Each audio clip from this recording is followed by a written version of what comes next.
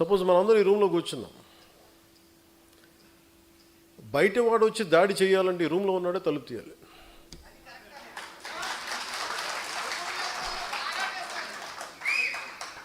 So జనసేనకి నేను చాలాసార్లు చెప్తాను, నాకు ఎంత కష్టం ఉంటుందంటే నిజంగా ఒకసారి నేను మొన్న తమిళ్ పాలిటిక్స్ చూస్తున్నాను ఈ మధ్యన. వాళ్ళు ఎంత సుఖంగా చేశారా పాలిటిక్స్,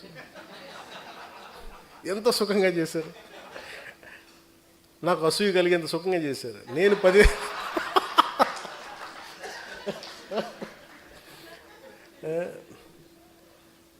కటౌట్లు పెట్టుకుంటే గెలిచేశారు.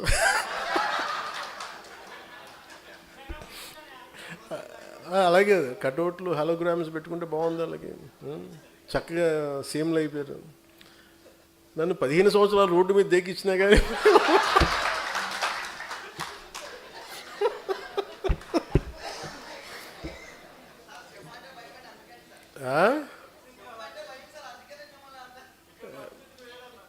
సరదా తెలియదు.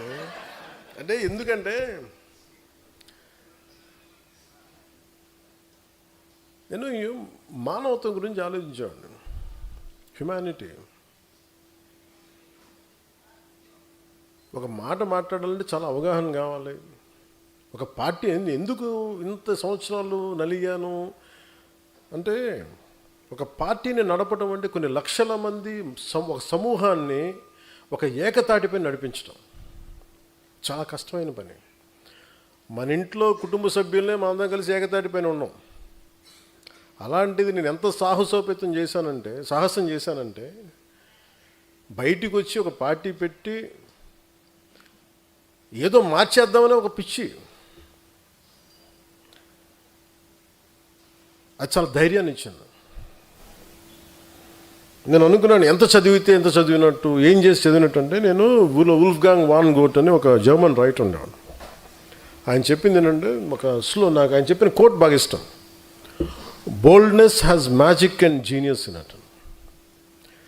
అంటే ఒకసారి విపరీతంగా ఆలోచించేసి విపరీతంగా తెలివితేటలు చూపించేసి మొత్తం కొంచెం ఏమీ కాకుండా పోతాడు. ఒకసారి దూకేసాడు అనుకో, వాడు కొట్టేసాడు. చాలామంది మహానుభావులు మేధావులు చదివి పుస్తకాలు పురుగులైపోయి యాక్షన్ లేకుండా అనాలిసిస్కే పరిమితం అయిపోయి ఇళ్లలో మగ్గిపోతారు. సో నేను ఎంత నేర్చుకునే అని పెట్టుకొని నేను ఏదో ఒక టైంలో దూకేద్దాం పాలిటిక్స్ని దూకేసాను. పాలిటిక్స్కి నేను ఎప్పుడు వచ్చాను పాలిటిక్స్కి? One was in early 30s. నాకు ఇప్పుడు అర్థమవుద్ది. నేను అసలు అవగాహన లేకుండా ఏది కూర్చోబెట్టంటే అప్పటికే నేను చాలా ఏమంటుందని జీవితాన్ని చూసేసాను అనుకున్నాను. ఇప్పుడు అనుకుంటాను, జీవితాన్ని చూసి పార్టీ పెట్టాను అనుకుంటాను. ఆ టైంలో 2007లో సిపిఎఫ్ పెట్టినప్పుడు same political commitment, same political ideology. అంటే ఈ దేశంలో సగటు మనిషి బలంగా ఉండాలి. ఈ దేశంలో సగటు మనిషి కష్టం వస్తే వాడు చెప్పుకోగలగాలి. ఒక ఎమ్మెల్యే ఉన్నా, ఎంపీ తెలిసినా, నాకు ఒక వార్డు మెంబర్ తెలిసినా తెలియకపోయినా సగటు మనిషి వ్యవస్థలకు నిలబడాలి, వ్యవస్థలు అతను న్యాయం చేయాలి. ఇలాంటి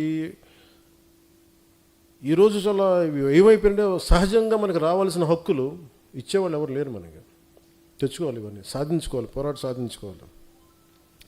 ఇలాంటి 100 సమస్యలు ఇవన్నీ కూర్చోబెట్టి నేను ఆలోచించి ప్రేరణ కలిగించి ఇక్కడ దాకా తీసుకొచ్చింది. నువ్వు ముఖ్యమంత్రి అవ్వలేదు చావు కొట్టేశారు ఈ మధ్యన. అసలు మన సామాజిక పరిస్థితులు ఎలా ఉంటాయి చెప్పండి. అసలు ఉన్న స్టేటే ఒకటి, అది లింగ్విస్టిక్ స్టేట్ని అమరజీవి పొట్టి శ్రీరాములు గారు ఏర్పాటు చేస్తే తమిళనాడు నుంచి చిత్తకొట్టి పంపించారు. తెలంగాణకేమో కనెక్ట్ అవ్వలేదు, విడిపోయాం. పోనీ తమిళనాడుతో కుదరలేదు, తెలంగాణతో కుదరలేదు, కనీసం ఆంధ్ర వాళ్ళతో కుదురుద్దా అంటే 3 క్యాపిటల్స్ అంటారు ఒకళ్ళు. పోనీ అది అయిపోయింది అనుకుంటే అంటే ఏకాభిప్రాయం లేదు ఇక్కడ. మరి ఇలాంటి పరిస్థితుల్లో నేను నా గురించి ఆలోచించుకుని నాకు అసలు నిజంగా నాకు సూపర్ స్టార్టమ్ నాకు ఈ రోజుకి నేను కూర్చోబెట్టి నాకు సినిమాలకు వెళ్ళిపోతే మళ్ళీ నాకు ఓజీలా కష్టపడితే ఓజీ లాంటి సినిమాలు చేసుకోగలను. బట్ నాకు ఇష్టం సినిమాల కంటే కూడా జనం తాలూకు కష్టాలు, బాధలు, ఏడుపులు. గ్లోబల్ రికగ్నిషన్లు, గ్లోబల్ అవార్డులు ఎన్ని కొట్టినా కానీ ఒక ఊరు పేరు లేని ఒక గ్రామానికి, 70 సంవత్సరాల కరెంట్ లేని గ్రామానికి అధికారం వచ్చి కష్టపడి ఒక రోడ్డు వేస్తే అది ఒక ఆస్కార్ కొట్టినంత ఆనందం ఉంటుంది. డోలీల మోతకి గర్భిణీ స్త్రీలు నలిగిపోయి అలాంటి దాని రోడ్లు వేస్తే అది గ్లోబల్ రికగ్నిషన్ వచ్చినంత ఉండదు. నేను ఇవి ఆశించాను. నేను చాలాసార్లు అడుగుతాను, ఎందుకు నేను అంత కుదించుకోవాల్సి వచ్చింది, పరిమితం చేసుకోవాల్సి వచ్చింది అంటే, నేను 2019లో 2014 నాకు అనుభవం లేదు. అంతకుముందే 2009లో ఒక బెటర్ ఎక్స్పీరియన్స్ ఉంది. This time I want to learn how to handle a party. I want to learn how to run a party. ఒక డాక్టర్ చదివి, ఎండి చదివి ఒక స్పెషలిస్ట్ అవ్వాలంటే 7 సంవత్సరాలు 8 సంవత్సరాలు చదవాలి. అలాంటిది ఒక పాలిటీషియన్ ఏమవ్వకుండా కూర్చోబెట్టి పార్టీ పెట్టి అయిపోద్ది ఎలా అని నాకు నేను నేర్చుకున్నాను. పాలిటిక్స్ నడపటం, వ్యవస్థ నడపటం, మనుషులు మాట్లాడటం, తిట్టించుకోవటం, ఎదురుదాడి ఎదురుకు కౌంటర్స్ ఇవ్వటం. నువ్వు వస్తే ఎంత చండాలంగా ఉంటుందంటే, నీ ఇంట్లో ఆడబిడ్డలను కూడా మేము ఇంత నీచంగా మాట్లాడతాం. మన సంస్కారం వాళ్ళ మనుషులు ఎవరిని అనడానికి ఒప్పుకోదు. ఇవన్నీ తట్టుకొని ఇప్పుడు నన్ను తిడుతుంటే నా మైండ్ ఎట్లా అయిపోయిందంటే రాటు తెలిపోయింది. నాకు లోపల స్పందన పోయింది. నాకు అంటే ఎంత కన్వీనియంట్గా ఉంటాయి పాలిటిక్స్ అంటే, మన ఈ మధ్యన ఒక విశ్లేషకులు ఒక ఆయన,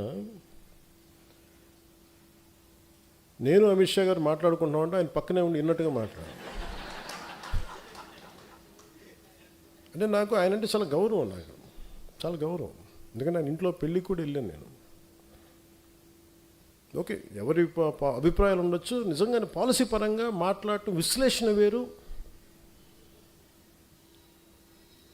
హియర్సే అనేది విశ్లేషకులు మాట్లాడకూడదు. ఇప్పుడు పలానోళ్ళు చెప్పారు, నాకు అథారిటీ వాళ్ళు ఎవరు చెప్పలేరు. ఈ సభాముఖంగా నేను మీకు ఒకటి చెప్పదలుచుకున్నా, మనకి ఎక్కడ ఉంది పార్టీ నడపడానికి శక్తి? టీవీ ఛానల్స్ ఉన్నాయా మనకి?